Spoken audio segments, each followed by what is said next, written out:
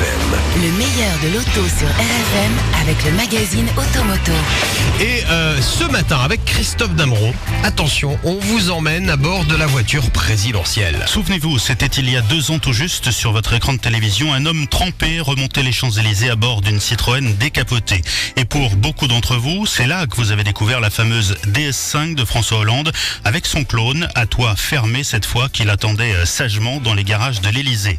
Une DS5 à moteur hybride pour donner l'exemple du citoyen responsable, mais ça, c'était avant.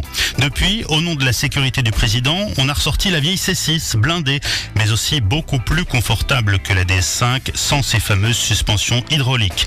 2 ans après, la DS5 a été remaniée, amortisseurs et trains roulants ont été remplacés, c'est un peu mieux.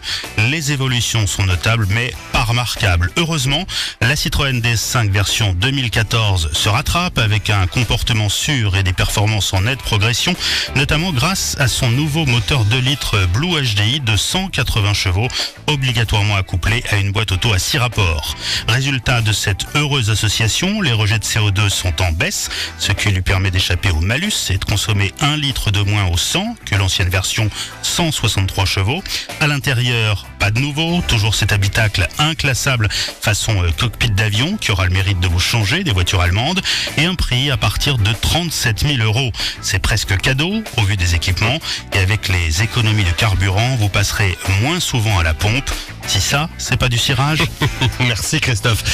Donc vous retrouvez toute l'actualité auto, les essais complets en kiosque dans le magazine Automoto.